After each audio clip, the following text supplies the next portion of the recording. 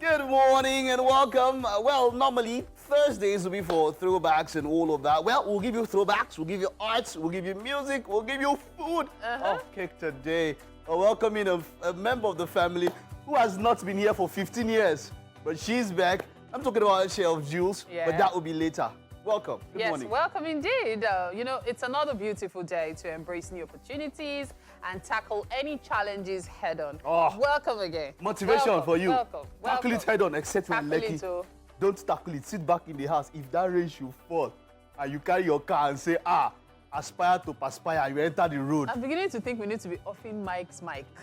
More. Man, lucky they've had it this past 2 days. It was, I mean, yesterday, I think the day before was just something else. But whichever way, the Lord be with you. We're here to give you positivity this morning. All right, talking about positivity, we have breakfast for you this morning, but you need to keep your fingers crossed for that, all right? So we'll definitely serve you something really tasty. Definitely. My name is Mike Mesikeno. And my name is Mary Bashua Alimi. Whether it's pancakes or puff, coffee or tea, we've got everything you need to kickstart your morning the right way. All right, you can hit us up on social media across all platforms. We are at TVC Entertainment _. And then you can also watch us via our app, which is available on the Google Play Store and the Apple iOS Store. Of course, that allows you to watch us from absolutely anywhere across the world.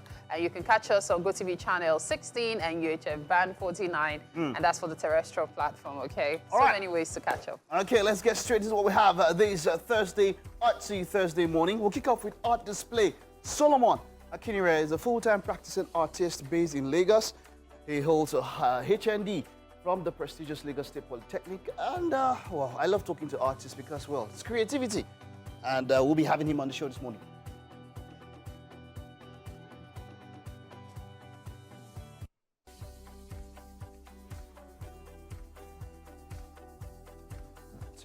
Chef Jules, back here after 15 years. We'll talk about that. Why are you so fascinated with Chef Jules this morning? No, she came back after. It's been a long time. She's a member of the family. I mean, the earlier days, you would see her every week. She's baking, doing something nice. So she was a part of us. So for a very long time, we've not had her. So it's great to have her. Is your nose okay? You do look like the Wicked Witch. That your nose, it should stay up there like that. That's how it should stay. But guys, how far? I really wanted, I don't know if I would have even wanted to talk about it longer, the Lekki situation. It is very bad. But have you been there recently? No, I'm talking about the flood, whenever it... Yeah, I know that's what I'm asking. Have you been so there it's recently? pictures. Okay. See, look, I'll do everything is possible not today. And then I know people that said they stayed in traffic for 10 hours. How? Someone was going to pick his kid.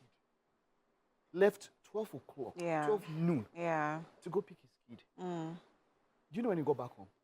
I know. I had 12 midnight. Yeah, I had two friends. 12-hour commute. I am telling you, it's in the same thing. The rain and the traffic and everything. And what actually happened was that in fact, a friend had to go pick his child from school. That the friend's house is close to the school. Another parent, and even to get there and come back. Yeah, and that was not. I think it was between Chevron and Lekki or so. It was not like it was so far. And I'm like, how do people do this? Yeah. So the thing is this. When you're talking about moving to a place, most people focus on, you know, the area and all that, not looking at certain factors involved. This is the same area with the water situation, whether good water or bad water or thereabouts. The cholera and everything. Then, of course, because of the area again, the cholera situation on the island is higher than the mainland. It's status, so I believe darling. It's what? It's status. Status You know what? that is making you sick. I'm not quite sure continue that's it. a good one. We'll continue it, right? Let's take a look at what the weather will be like. Yeah. It said it's going to be raining for the next 2 days, and of course the rest of the week.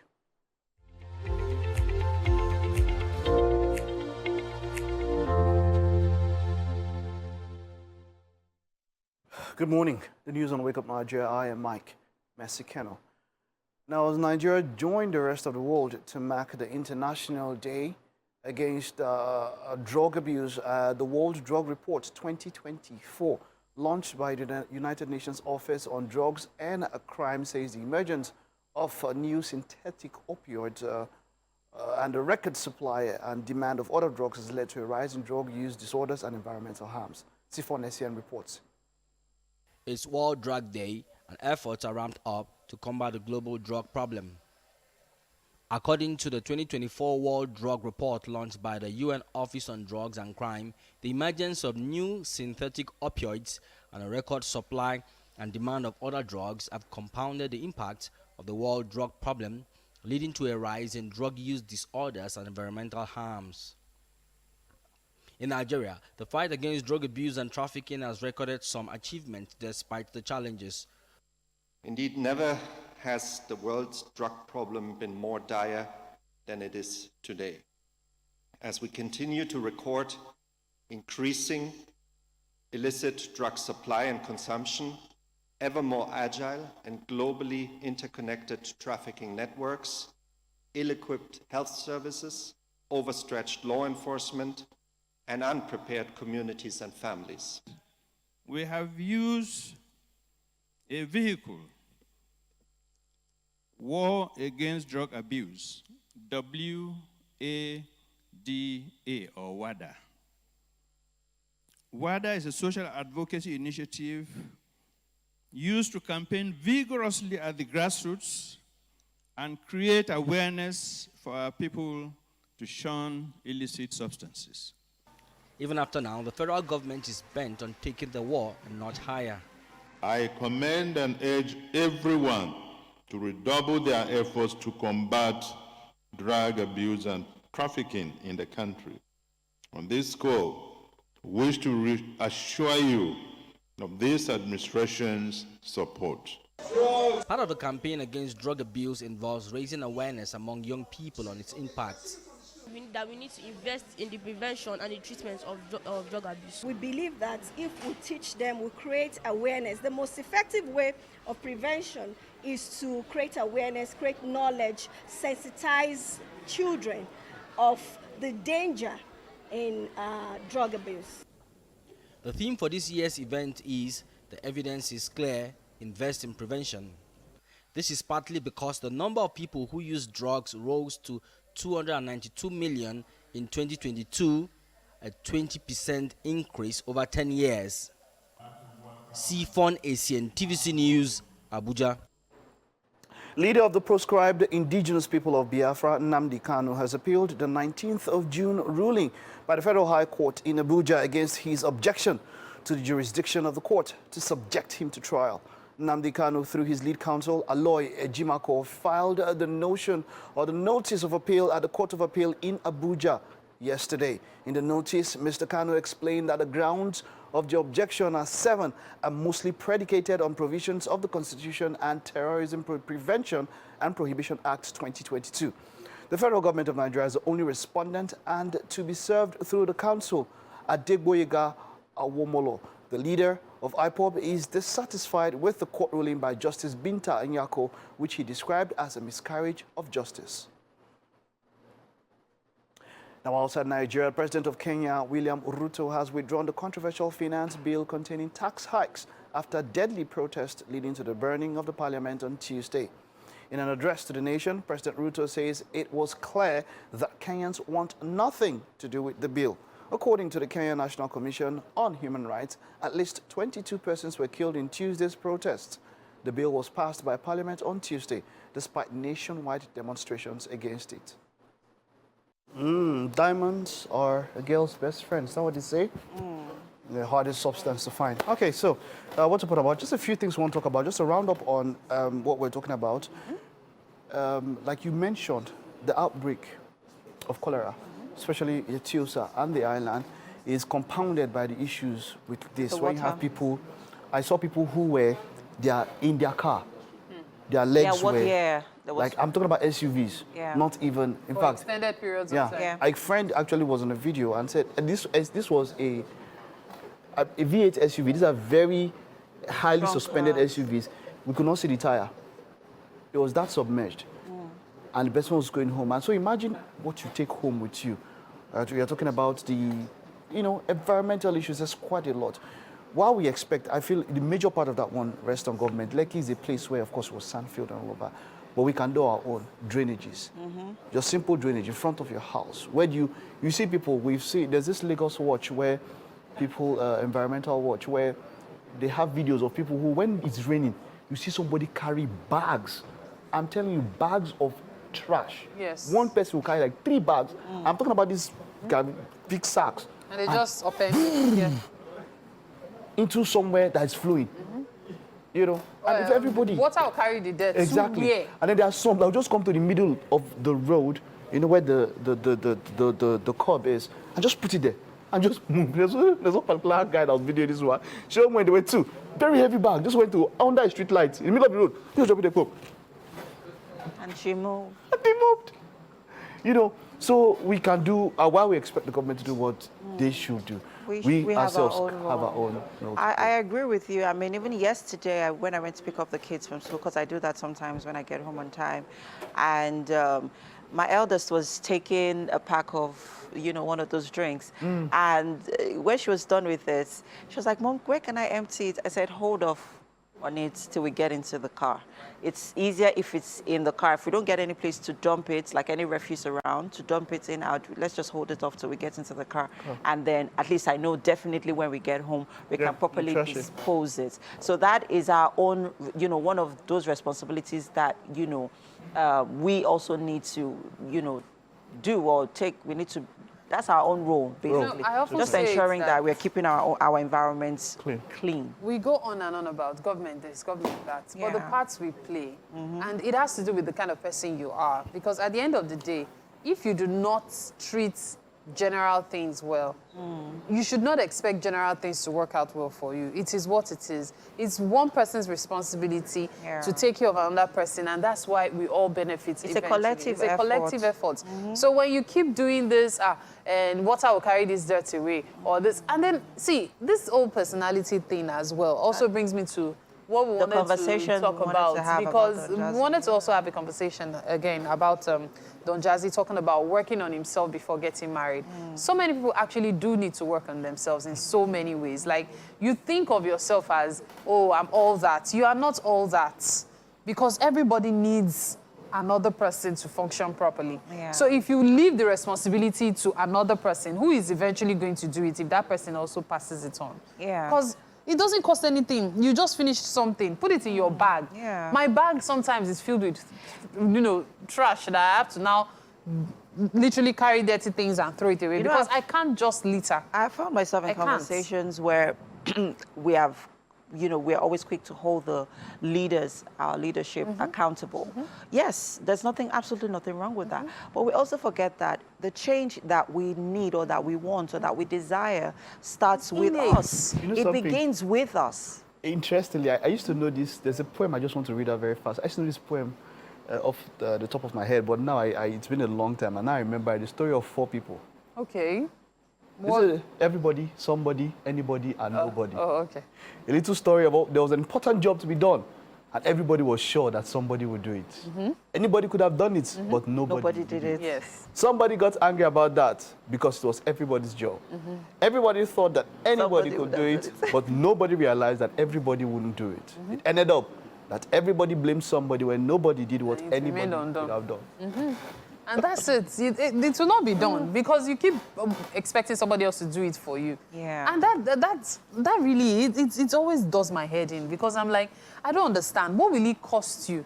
Sometimes some people will walk past, you know, a trash can and still throw something, or they will just fling it by the side of it. If I throw something at a trash can, it falls, I'll pick it up and still put it inside. It doesn't cost anything. Like, let's even help. You say, and the cleaner will do it. Is the cleaner not a human being? So this is actually a call to action. You know, we need to be the change that we want to see. It begins with you. Some of us are, oh, no, that's how I am. No, that's not who you are. And that's not how you are.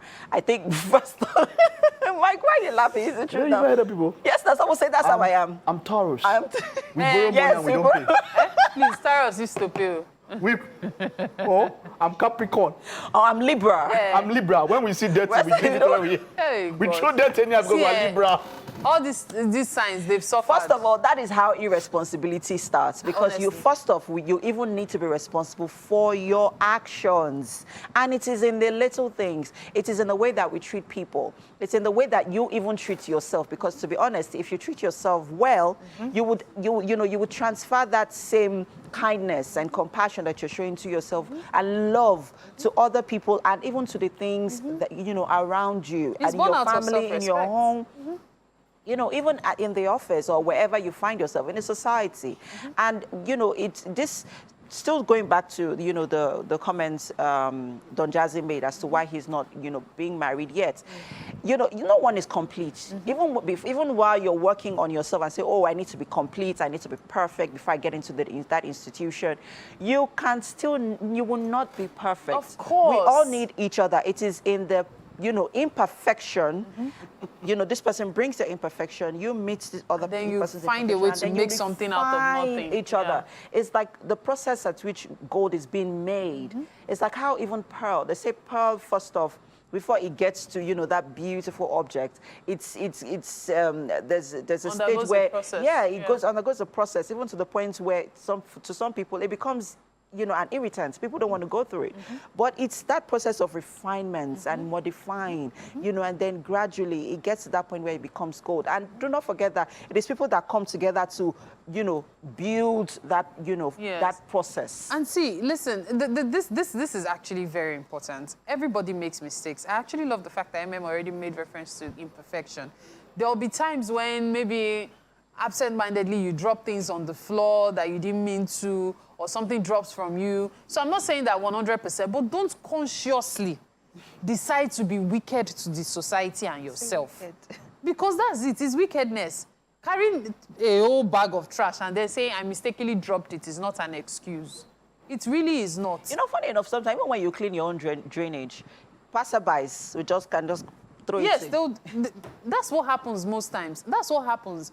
You see a newly built gutter, and then the next thing you see is trash everywhere.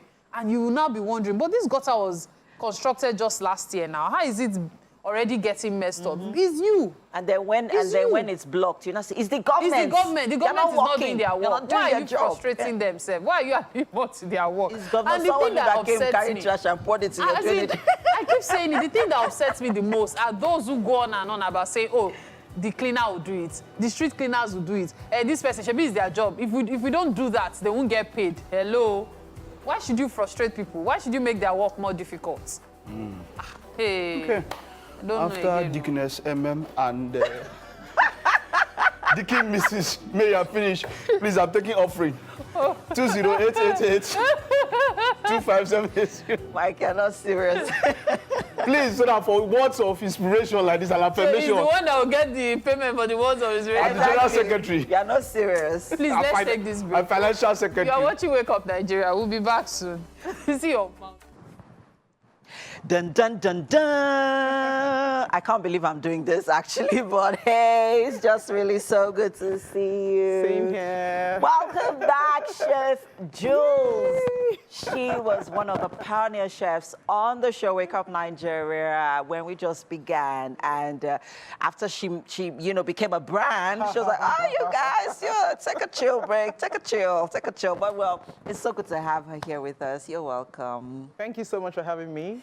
Thanks. Morning, Lagos. Good morning. Thanks for being here. And she has something interesting, guys, that is definitely going to get your attention.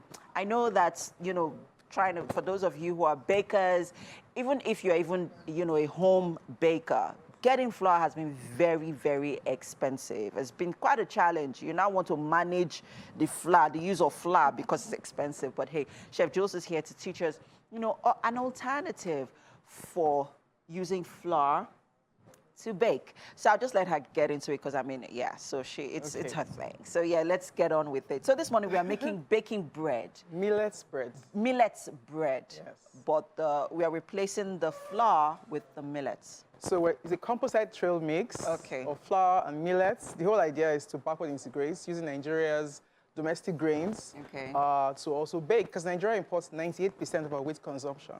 So if we now start using our domestic grains, we reduce dependency on importation and also boost export earnings eventually. And guess what? Millet contains 6 times more fiber than just 100% wheat-based bread. So it's even a healthier option, more affordable and locally available, abundantly available. So we should actually start adopting millets. So I have this campaign, Eat Millets. Eat millets. Love it, guys. Eat millets today. So let's talk about the ingredients for our millets bread. Okay, so this is a composite mix of millet flour and wheat flour. So now let's talk about the ratio. Okay. How much of the millet and how much of the flour in terms of, It depends on the spectrum. You could do 50%, you could do 40, you could do 60. It just depends on what you want to make at that point in time. Okay. So you can have a composite mix of not just millets and other flours. You can use wheat flour, you can use soya bean flour, you can use sorghum, you can use rice. So you want to mix that up to have a rich composition. And I'm wondering, why are we so dependent on just 100% wheat-based bread? Okay. You can have a trail mix of different flours that bring in their own benefits to the table. I know millet is actually a superfood. So it kind of really helps to amplify nutrition. And that fulfills SDG goal 12, and 2 as well, So. I agree with you. I mean, because even with my kids, when they were both babies, they both took millet. Wow. Yes, just millets. Awesome. Sometimes I'll incorporate it with baby breast milk, and sometimes, milk. But millet was, one of the shots. It was their starter, their food starter. That was the food we introduced them to when they just started, awesome. taking food. But let's get right into it. So the ingredients we're using for millet bread this morning. So we have the trail mix of millets, composite flour. Okay. We have sugar, salt. Now my yeast is wrapped up because sometimes when you bake at home, your bread doesn't rise, right? Because the yeast has been exposed to air. So you want to make sure it's airtight.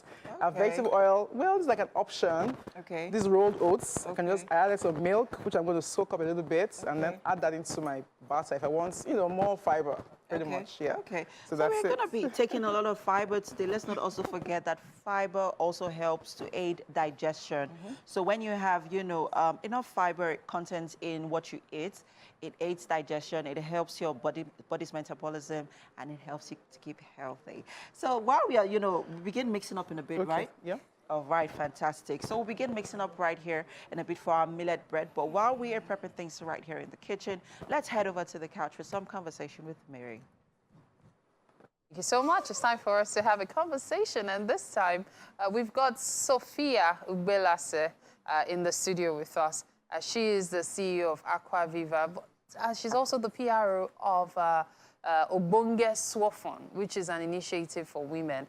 Now, Aquaviva Foods, that's the name of your company. It's so good to have you in the studio with us. Thank you. It's nice to be here too. Awesome. Now, Sophia, there's a lot to unpack when you're talking about Ogbonge Swafon, because the moment you hear Ogbonge Swafon, the first thing that comes to your mind is, okay, Ogbonge, but what is the Swafon about? So could you tell us more about Ogbonge Swafon? Ogbonge Swafon. When you talk of Ogbonge, yes, you talk of something, that means something strong, something that stands very well, solid. So Ogbonge Swafon is, Swafon means small-scale women farmers of Nigeria. So Ogbonge Swafon is a cooperative, agricultural cooperative that comprises of women in agriculture that have come together to support one another. It's also an affiliate of Oxfam. Okay. We support one another by savings together, giving loans to one another, doing capacity building trainings. Like a cooperative society? Yes, like a cooperative society. So we support each other with our knowledge, go through trainings together, and support each other with advice in our various businesses. Yes, we have people in various sectors of agriculture.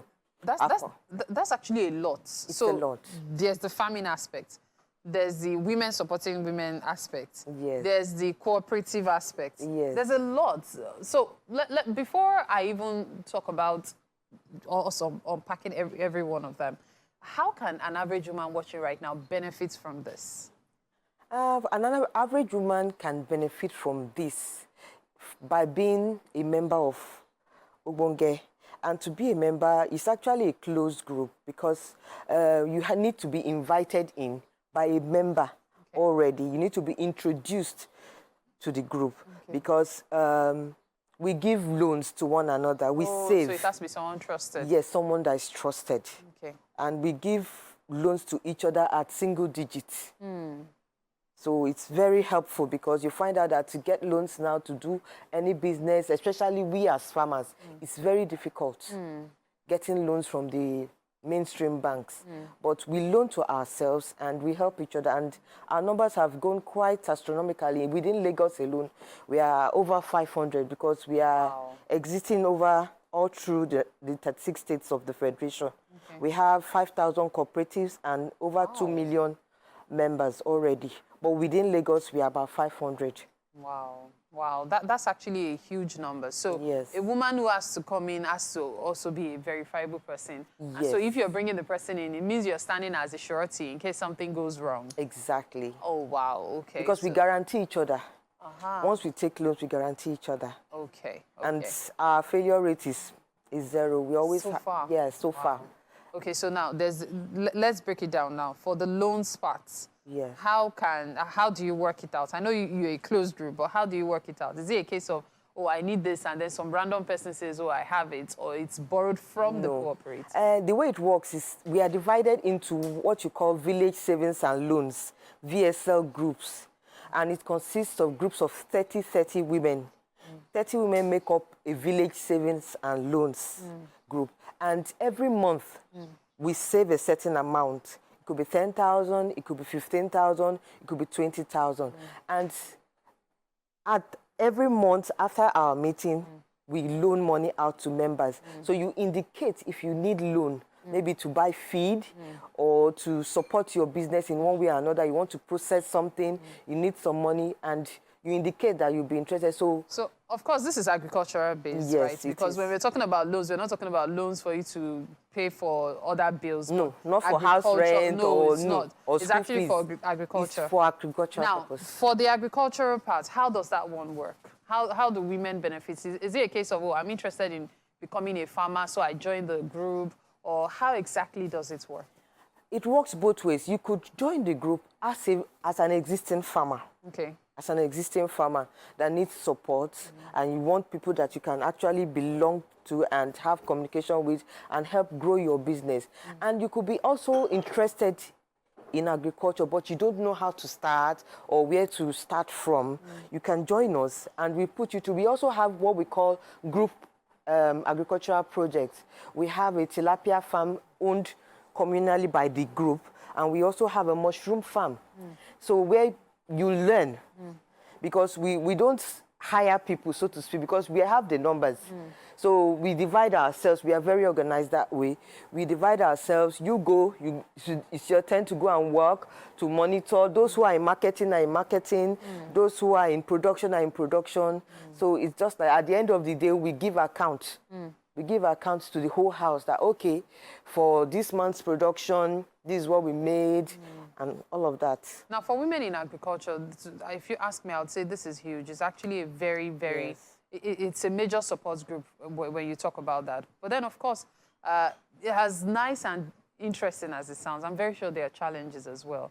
And I know you've already emphasized that on the loan aspect there isn't. But generally, agriculture in general, especially for women, because when people talk agriculture, the first thing they think of is, oh, it's a man's farm. Yes. But forgetting that a lot of women also work farms as well. So for women in agriculture, what are the major challenges you face? There are so many challenges that women face in agriculture. So many challenges. One is ownership of land. You know, like you said, it's a man's world. So you find out that so many women, even when it comes to inheritance, okay, and all of that, they are denied their rights when it comes to ownership of land. And then you find those who are, when you go out as a woman, you want to do something, you have people who are sexually abused. Wow. Yes, they are giving up. You know, when a man sees, they belittle them. They don't take them seriously. There's so many issues, gender issues relating to a woman in agriculture. And those are some of the things we address as a group. We come together and we give support. We make it open that if you're having such challenges, you should bring it up and we'll help you address it. We'll help you find a solution to that problem. And even we have the support of the Lagos State government in this area, and they have been very helpful to our association. So the government has been also working with your association, because I was actually going to ask about what affiliation you have with the government, if any, and all. So you actually have affiliation with the government? Yes, the Ministry of Agric has been very helpful. The Honorable Commissioner, she's a woman, so she has been giving us all the support that we need. All the support that in whatever challenges we face, we see her like our mother. So she has been very helpful. Okay, okay. So what should we expect coming from Ogbonge Swap Fund? You know the current crisis that we are facing now, the food challenge in Nigeria right now. So for Lagosians, we have something packaged for Lagosians to alleviate this food crisis. And we'll advise them they can go to our Instagram handle at Ogbonge Swafon and get more information. Our billboards are out there all over the place. And check us out. They can Google us up and they'll see what's happening by come next weekend. There's something that we prepared for Nigerians to alleviate this food crisis. This food crisis, wow, that's very interesting. Thank you so much for your time, indeed, Sophia. It's been quite an interesting conversation. At this point, we have to take a break. Remember, you're watching Wake Up Nigeria. Just stay with us. And we are back. Thanks for staying with us. With me right here in the kitchen still is Chef Jules. And yes, our millet bread has begun. So quickly, guys, so Chef Jules, will you tell us, how far we've gone? Okay, so... And just kindly establish what's in the mixer right Let me just say that you don't have to use a mixer, so don't be intimidated by the fact that I'm using this contraption. Okay. So it's just... You just put this on the table. We've already cleaned this surface. So what's in the bowl? So this is a mixture of millets composite mix. Okay. With the sugar, with the salt, yeast, and cold water.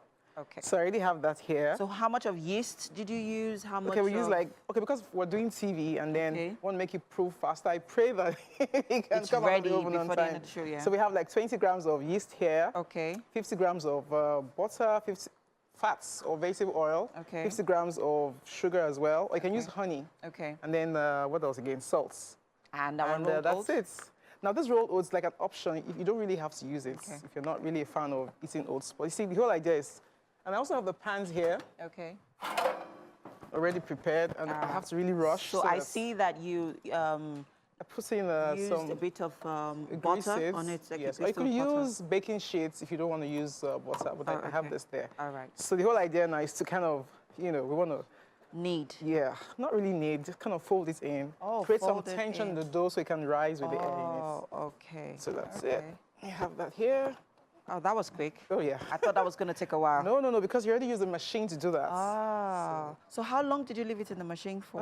Like 10 minutes. Okay. So if you want to knead with your hands, maybe 10, 15 minutes. Okay. So when you're using the mixer, you don't need to knead. No, not really. Okay.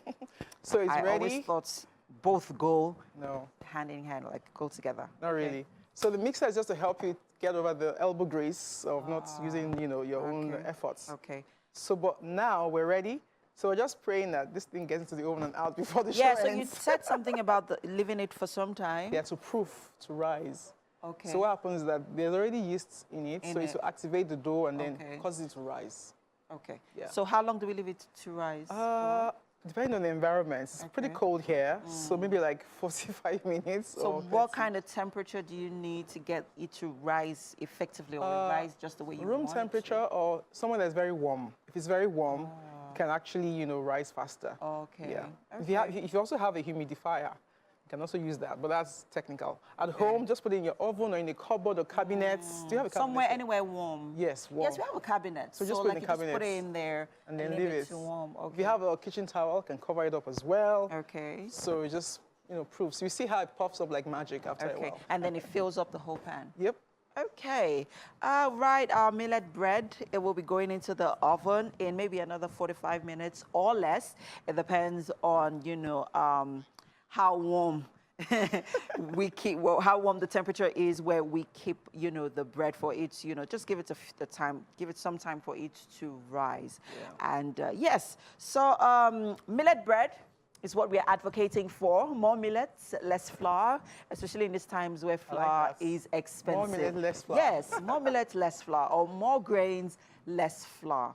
Flour is made from flour is also made from grains as well. So, okay, so more healthier options. More domestic grains as to imported grains. Yeah. Yes, that's what we are advocating for this morning. And that's why we have more millets in our flour, our bread dough this morning, right? Okay, so at this point, we're waiting for this to rise. So while we're waiting, let's just head over to the couch for some art display discussion with Mike. Solomon Akinere is a full-time practicing artist right here. And of course, he's quite an interesting story he has here. It's a family legacy or something. Hello, Solomon. Yeah. So tell us about, you were telling me a story much earlier about how art runs in the family, right? Yeah. Tell us about that story. It runs in the gene, like, it's inborn. Actually, when I was small, my elder brother, whenever you see something in you, you also like continue practicing it, so it will manifest, take you to another level. Okay. So even while I was going to school then, I would just ask him like, can you help me draw something? Just please, anything. So I'll take it to school and practice with it. Me and my friends, we will normally do that, like always. At times he wouldn't have his time giving me that chance of doing it because he said that he's no chance for that time. Even at times, there's this comic book that we call Super Striker. I don't know if you know that. Then we normally get it in Mr. Biggs. We normally go to the Mr. Biggs. We just go there like primary school students.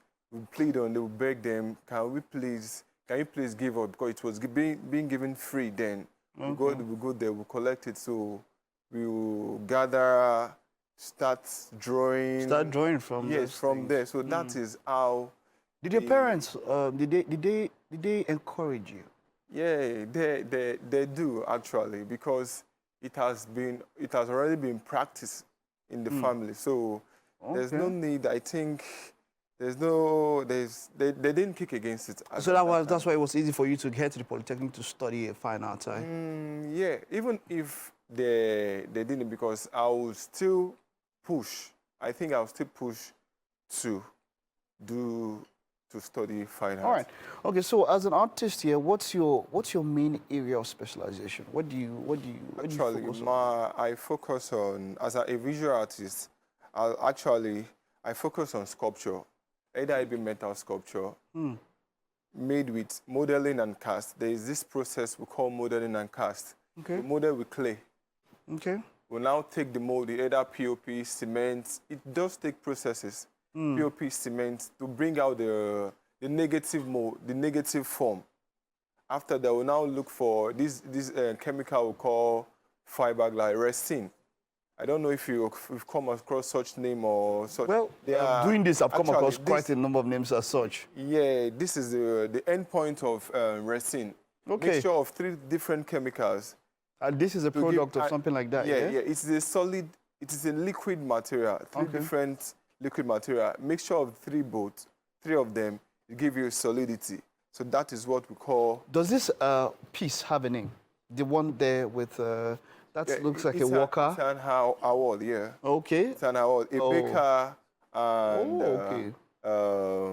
That looks like a handyman or somebody. Yes. Somebody working in a construction site or something. Yes, with elements. Wonderful, wonderful. But this one is one that intrigues me. This is a dragonfly or what? Yeah, it is. It's a dragonfly. And it was it's like a hair dryer or something like that. No, it's part of our equipment we use while working. It is an angle grinder. Okay. It's angle grinder. And how did you? This is under there are screws and bolts. And this you is put hard. together. This is hard. Art speaks. Whatever you want to do in art, you bring things that are in your environment, you just oppose them to make an art. It's not just only drawing, paintings. So you bring your environment together. You speak with whatever thing you're saying. You speak with it. Wonderful.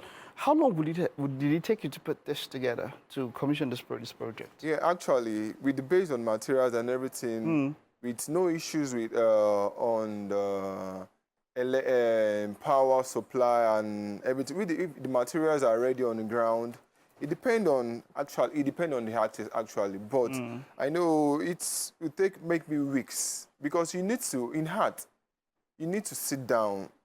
You talk to whatever material you're working with. You speak with it, you communicate with it. Art is not just what you just bring 1 or 2 things together and you join them together and make something. Because whenever as it is right now, before we come across this, you would have at times you go to the junkyard, you see a lot of things that to some people they are meaningless. But to you, an artist. Okay, and then, so to put all of this together, you have to weld. You had to weld yourself. Were you the one that welded this yourself? I do, yes. So that means that you had to learn another craft, another trade on your own. That's how you say it's art. That is why it's called art. Okay, all right, wonderful. And then there's some other stuff we're looking at now. This looks like a general, and then there is some sort of a gun. This is what's seen on the screen here. Yeah. Does this have a name? Actually, it's the freedom fighter. Like the freedom fighter. Face might look familiar to you.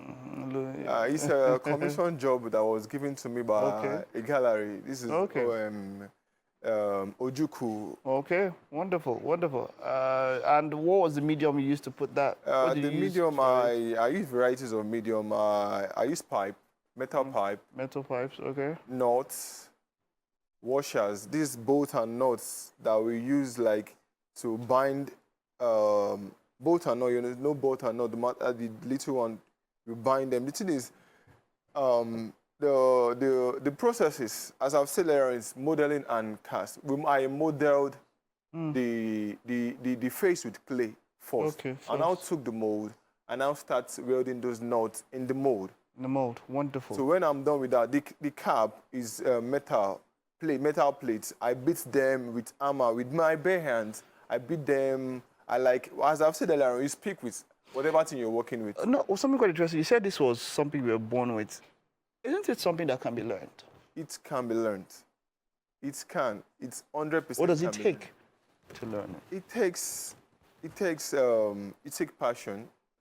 It takes time, and it takes a lot. You give it all. I want to tell you a story about a girl in my department. Sorry, if just a short story. She's a mass communicator. She came for mass communication. Okay. Actually, all of it. So maybe her admission or something, she did not meet up with time with everything. So they now took her to my department.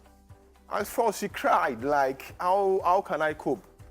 How can I cope with this being outside, sketching, drawing under the sun? At times when rain was, at times we'll just be chased out, go on. It's an assignment. It's like a do or die affair. You came for it, so you need to do it. So with time, she had to. With time, she had to. She now came in like, this is what I can do. To cut the long story short, right now, she's been exhibiting in so many shows. She doesn't regret. She doesn't regret. And she's even happy. All right. Well done, Solomon. Thank you for wonderful works here, and we can see that you're passionate about it. Just keep doing what you're doing. Yes. All right. Okay, so that's it for our art display this morning. We'll take a time and I'll stay with us. We'll be back at the top of the hour. Welcome to the second lap of the show. It's been a wonderful first hour, and of course, we're getting set for the next 45 minutes. Yes, we hope you enjoyed the first hour. And if you did, get ready for even more excitement this second hour, okay? It's the eve of the weekend, and of course, you're getting ready to start with us. We hope to inspire and motivate you all through as you get set. While Mike continues to perspire, remember, every step you take brings you closer to your goal. So stay focused and keep pushing forward, all right? All right, welcome to the show. My name is Mike Mesikeno. And my name, of course, is Mary Bashua Alime. Remember, you can use the hashtag WakeUpNigeria on TVC across all social media platforms to be a part of the best breakfast show on Nigerian television. Watch us live anywhere across the world. Use our mobile app. It's available on the Google Play Store and also the Apple iOS Store. Yes, that's right. And we are on a race right now to ensure that our bread is ready in time. Yeah. Mike and MM and Chef Jules. Chef Jules. What's your heart rate like right now? Well, I think I should ask Chef Jules that question. What's your heart racing? No, I'm not really racing. I'm kind of cool, calm, collected. Okay, because she knows, we're right. The bread hasn't even started baking yet. We're just still, keep leaving it, trying to warm make it rise. Temperature, for it to rise. So I think in the next, how many more minutes do we have? Let's count down to 45 minutes. See, at this rate, I think you should just turn it to bread buns. So just make it into smaller pieces so it rises, or scones.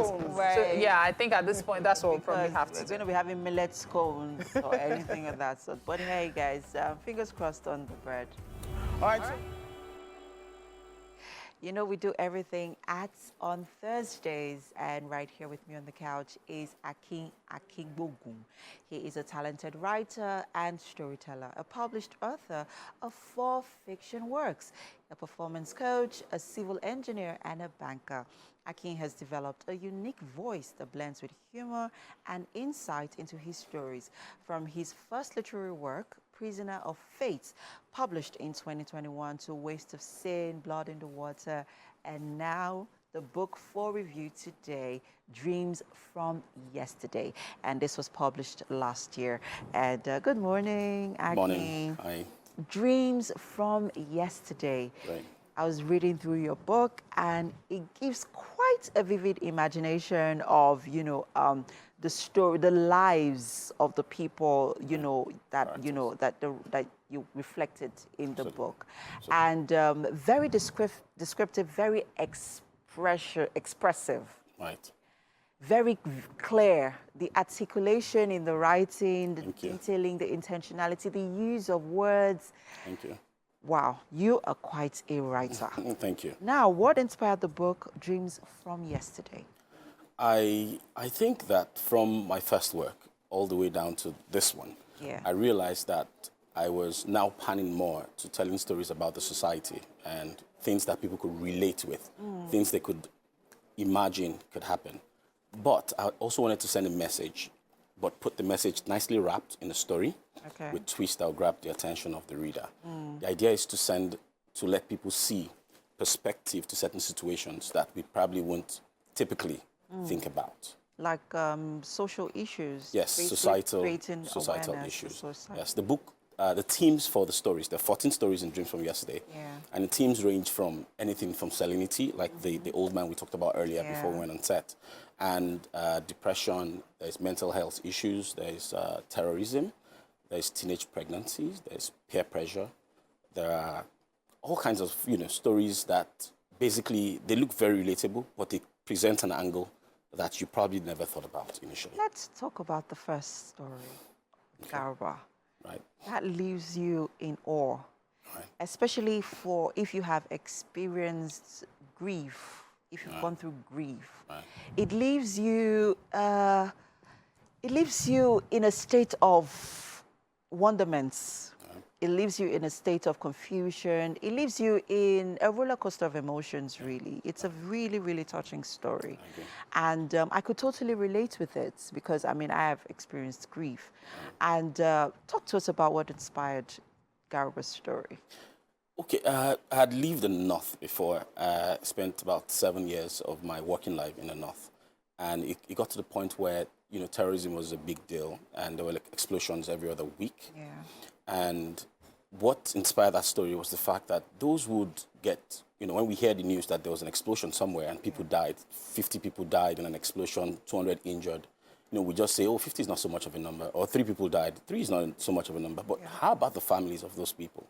And how about those people themselves? They're going about their business, and all of a sudden, they were torn away from life.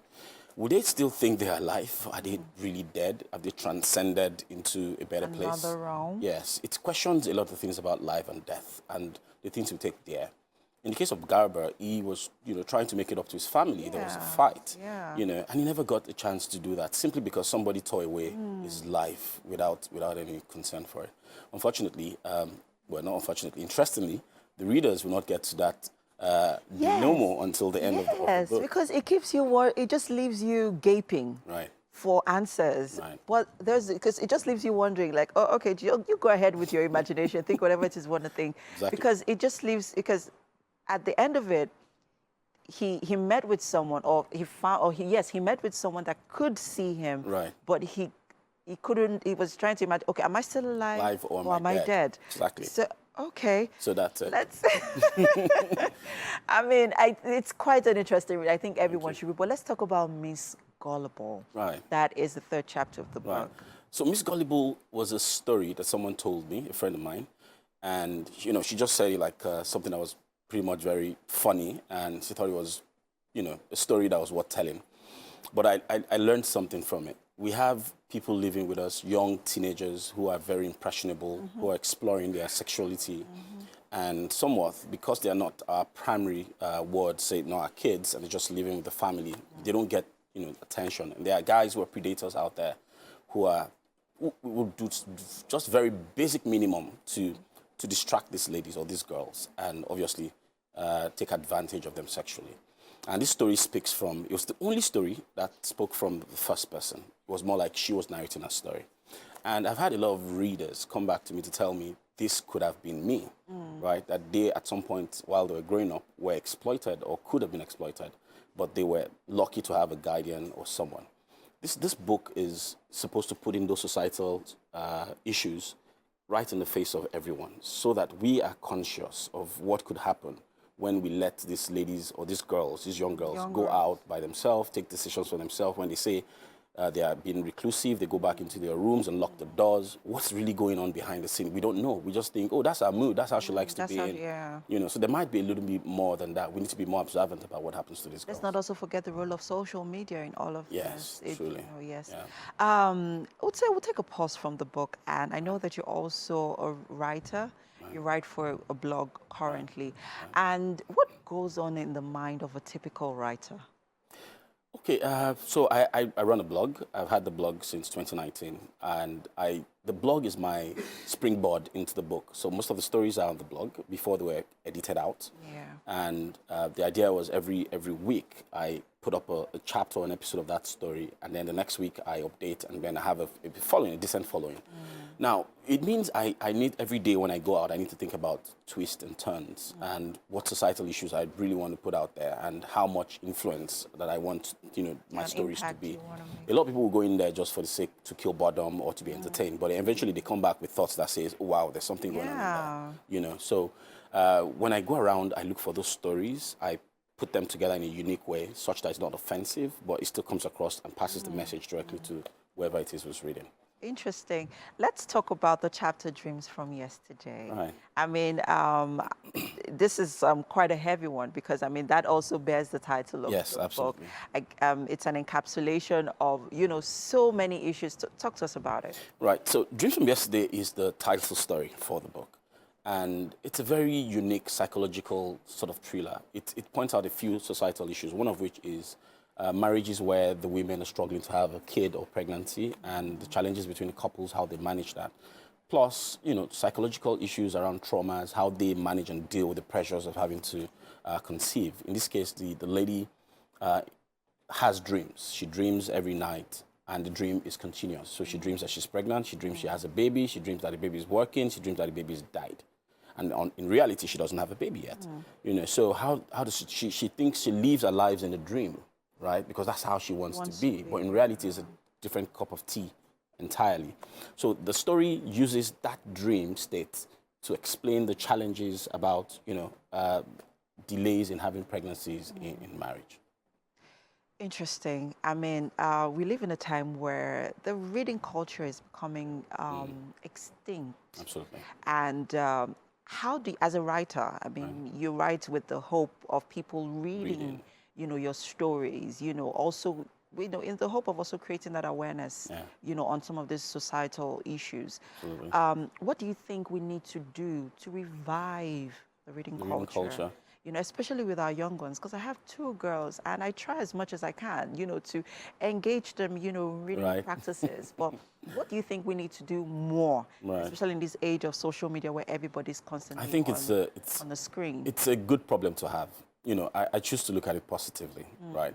And that's because there are a lot of short visuals, skits, a lot of things that will take away the time from reading. I mean, people can't even keep their eyes on a book for long enough.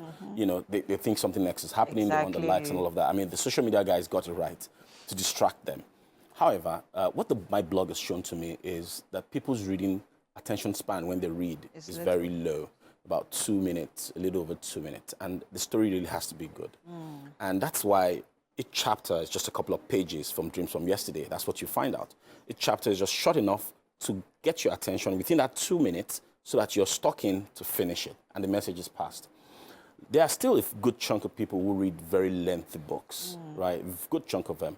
But even then, some of them may take a whole year to finish those books. Yeah. So what I've learned from the data I've gotten from my blog is I can actually have those stories just the right timing or duration to capture the attention of the reader and pass the message.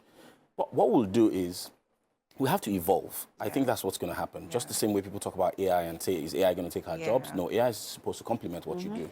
And that's what we're going to do. We're going to incorporate these tools to make writing or reading more pleasurable. Right? There are AI tools that could help you vet grammarly and vet your writings. There are AI tools that can convert your words into pictures so that people can connect with it even more. And there are ones that can connect into even motion pictures, shots. So we can actually use that to tell stories in a different way because the world is evolving and we must evolve. I see that you're already thinking, in the future, you're already making futuristic plans, or you're thinking towards, that line of, being more expressive, with your stories, to get people's attention. Because I mean, even going through some of your stories, they're very, it captures you. It leaves you, wondering. It keeps you yearning for more. And I love it. I totally love it. Now let's talk about the industry for authors like yourself in Nigeria. I mean, reading is life.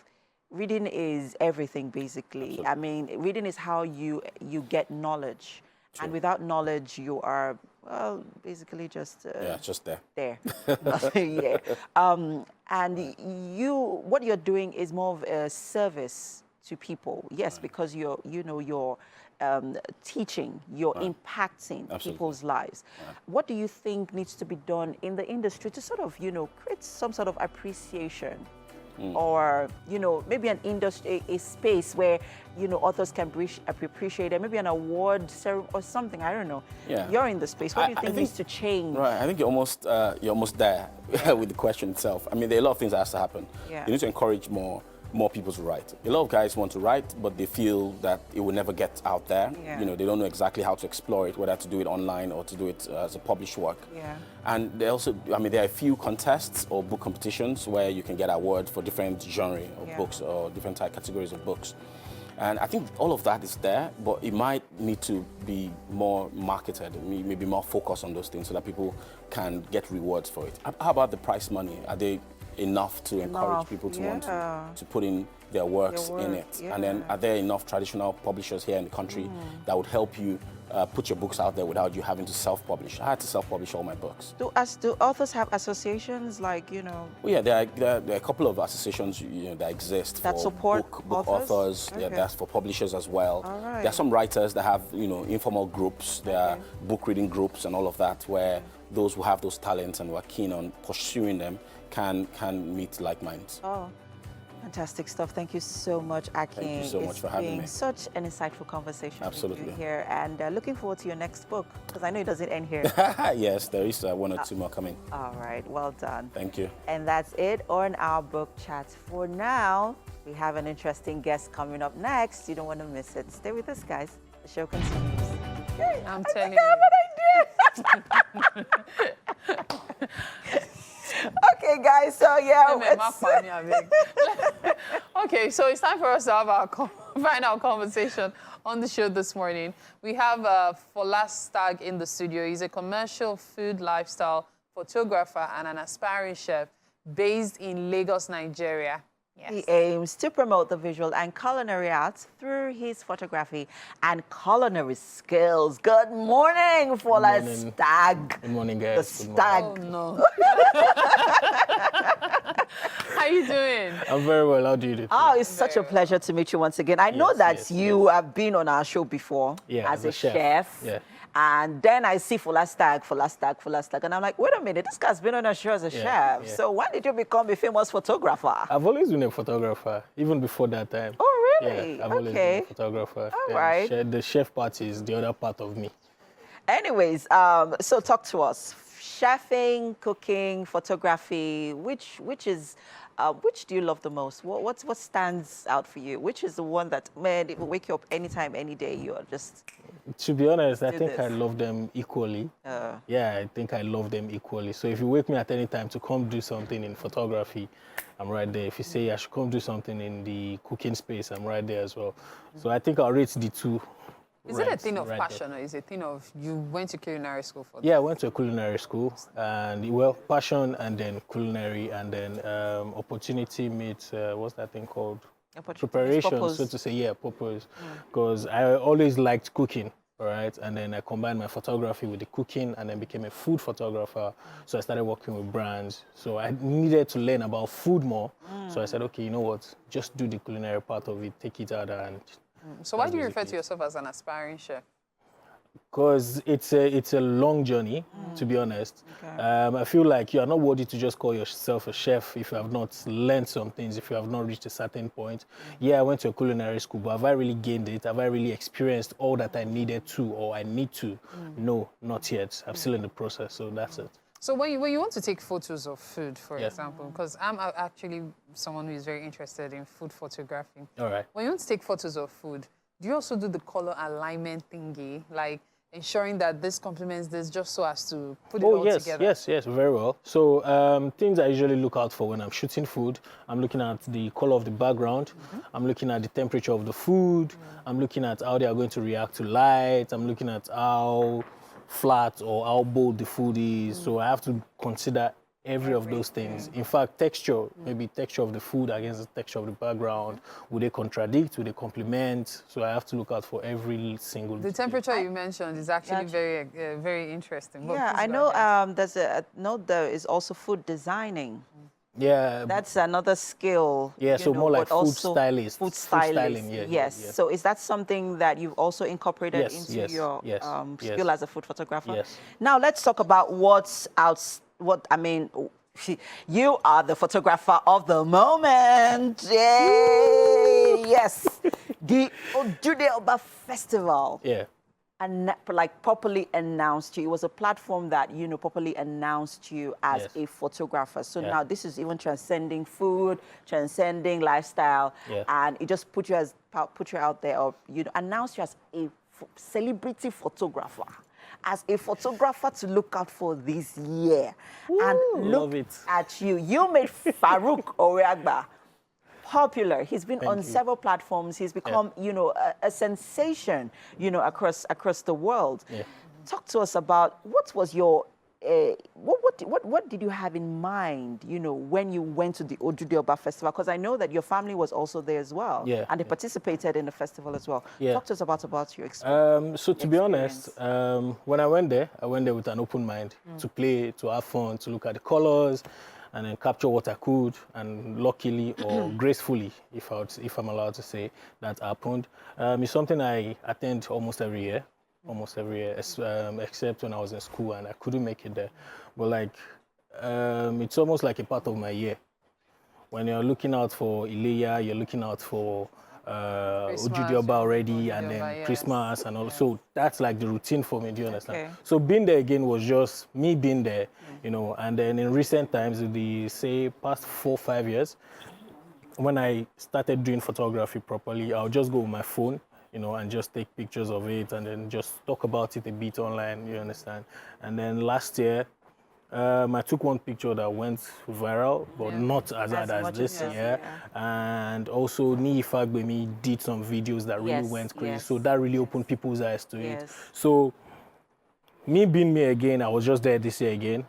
But then it happened that I saw Mr. Farouk. Immediately came in, I'm like, who is this fine man? Okay. All right. And because I love tattoos as well, in some of my pictures, I usually have temporary tattoos on my hand, and immediately I saw that, I was like, this man is outstanding.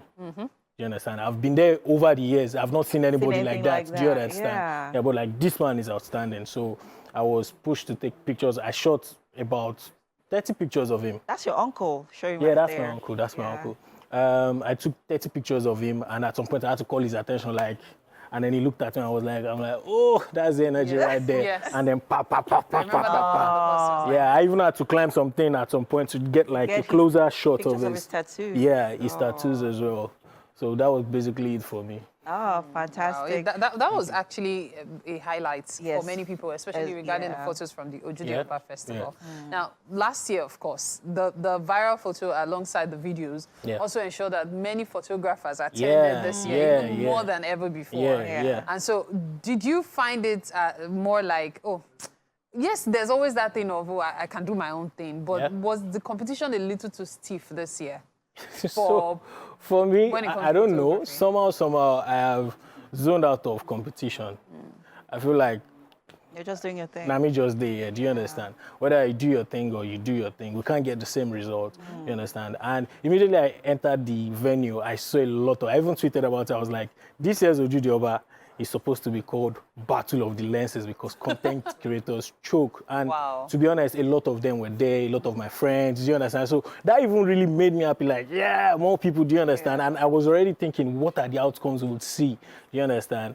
And that was basically it. I wasn't, you know, pressurized, tensioned, or felt like it was a competition in any way. Let's talk about the responses so far, the feedbacks. Because I know that there's been more people in your DMs, more platforms wanting to have you on their platforms, more content creators even want to collaborate with you. Talk to us, how's the response been so far for you? Even, you know, in a space where, there's competition, there's collaboration. So how do you intend to use, you know, this in, you know, also promoting you as a photographer? So I think before all of that, I really appreciate people, first of all right? Say my followers, my friends, family, do you understand? And this one... Bursting with excitement. Yes, this one, because usually I say, okay, attention can't, what's it called, move me that much. But this one, like, wow, that's how they be. Okay, but then on the grand scheme of things, I'm trying not to be desperate. Do you understand? I'm trying to keep it calm and make sure that I still am Folastag, the chef, the photographer, the comic person online, do you understand? So I am carefully selecting the people I'll be collaborating with. You know, you can't just jump into everything and then you probably mess it up. When you start getting desperate as well, your content starts becoming very mediocre, and I don't want to fall in that space at all. So I'm taking my time, do you understand? Enjoying the moment, you know, laugh about it, play about it, and at the end of the day, give glory to God. It really is. Now, Folastag as a photographer now, Folastag as the food guy. Now, how do you intend to marry it moving forward? Because, as she said, opportunities are bound. So is it going to be a case of, oh, I'm going to rest this for a while to really focus on this, really make something major of this? Or you're still going to be able to combine all of them? Somehow I'm still able to combine all of that because, in fact, after the outing, a lot of other brands have reached out to me. Or we would like for you to shoot our product, we would like for you to shoot our stuff. And that's basically it in the photography aspect. And personally as well, I have some other things I'm working on, one of which is hosting people, say once in 2 months, have like a brunch dinner with people, you know, make the food, give people an experience, give people food, excitement, you know, just something to carry people along. So that's something I'm also venturing into fully, and that's about it. So the special Let me not food tell experience. You the remaining. You don't want to reveal so much. But I would like. We're in an age where the kind of equipment you use brings, you know, even something that's like, really. But then when the way it is captured actually brings it to life. Let's talk about the investments, and is it commensurate to the profits? To be honest, I would say very yes. For me, all right, very yes. Because I see everything as growth, all right? If you wake up and just buy all the equipment because you have the money, now do you know how to use the equipment? Do you understand? Do you know what purpose this equipment will serve for you? Maybe not, do you understand? But for me, over time, I started with one camera, do you understand? And then growing, I bought 1 light, 2 lights, 3 lights, do you understand? And in the process of learning as well, I realized, okay, I'll need this, I'll need that, I'll need this. And that is how I grew, you know, to have all of this equipment and then understanding them as well. So all of these has or they have all helped me to build my value. Do you understand? When my clients see all of that, they're like, okay, yes, this is guy. Do you understand? Yeah. This guy knows what he's doing, and then they are not just there for fun. Do you understand? So I think that's about it for me. Having these things and making sure they are complementing your value and, you know, increasing your value, basically, you know, your outcome, your final and outcome. Your net worth and exactly. Well, really, it's been quite an interesting conversation. Getting to know this, other things you're up to. The what? The way you call it. Okay, so I'll see you after because I want to know what that thing is. I didn't even say it. You said something earlier. More meaning. Okay, at this point, we need to find out what the situation is like with in the kitchen. Our bread, the wheat bread. Yes, by Chef millet. Jules. Millet bread, rather, by Chef Jules. Is it war? Which one? You know, like you say, the situation in Gaza. No, this is not coming. Okay, so Chef Jules, millet bread is already. It don't rise. It don't rise. Yeah. Okay. So we're about to bake it now. We just need like 15-20 minutes to do the baking. All right. And I have the one that has the rolled oats on it. So we're going to have more fiber. Wonderful. Yeah. Wonderful. Because once we start, we cannot open. We can't open it. If we open, what will happen? Hey, go fall now. Okay. Let's. So put it on. It's already on. Okay. So bake. Okay, bake. So I'm going to put it at how many minutes? I did not practice this thing. You know, we'll get it. We'll call the person. You know how we do it. But yeah, it's going to get set. It's millet bread. Healthier option, like you said. I like that. Domestic grains as well. Domestic grains and the cheaper, not just healthier and cheaper. So less importation, more of domestic options. Well done, Chef Jules. It's always a pleasure having you. And that's it. That's our show. The size of the show today. It's been a wonderful time with you on the show. Thank you for being a part of the show. Tomorrow is a fabulous Friday show. You don't want to miss it. Coming up right next after Wake Up is Your View. See you tomorrow. Bye-bye.